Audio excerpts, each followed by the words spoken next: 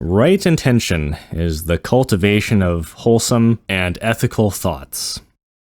Before right intention can manifest, right view or understanding must be established first. Therefore, a mind that is not delusional, hateful, or filled with desire and attachment serves as the foundation for right intention. Right intention is simply the absence of these primary negative qualities. It arises from a mind that maintains a neutral emotional state.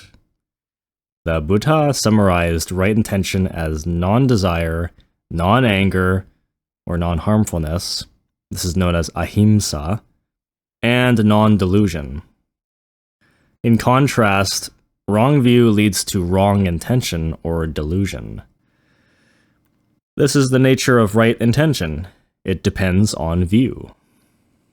With this understanding, right intention is not the same as the many positive mental states that also include non-ill will and non-harmfulness. Since those states do not include the positive intent of metta, loving kindness, or karuna, which is compassion. Instead, the literal translation of right intention is non-ill will. It is therefore not necessary to constantly sustain the positive states of metta and karuna in order to maintain right intention.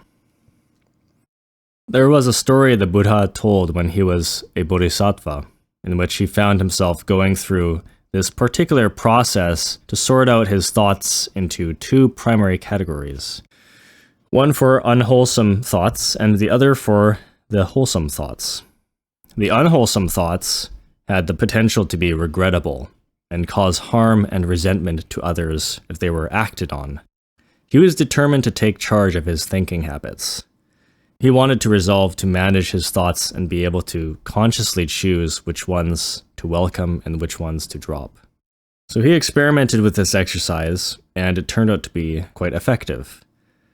Now, it is interesting to note that right intention is a type of meditation. It is a high-level practice of mindfulness of the mind. In fact, it neatly falls into the third category of mindfulness, citta nana, which is the mental state that is highly aware of whether one is experiencing anger, greed, delusion, or concentrated with a more expanded kind of awareness. The practice of mindfulness as a means of maintaining right intention is closely related to right effort. And as part of right effort, there are two wrong efforts that we must liberate ourselves from, and two right efforts to cultivate.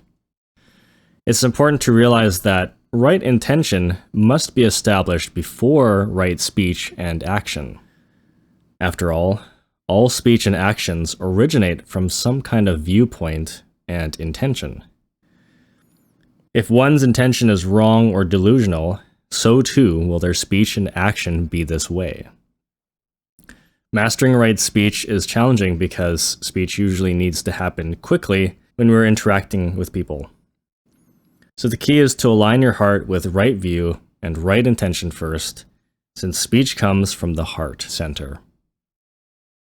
There are endless things a person might do or say that are done out of wrong intention, which happen instantly and automatically when we are debating and arguing.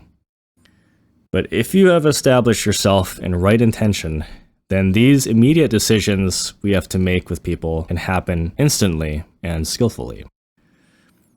So right intention needs to be understood in the context of the Eightfold Path, particularly in the context of the Four Noble Truths and right view.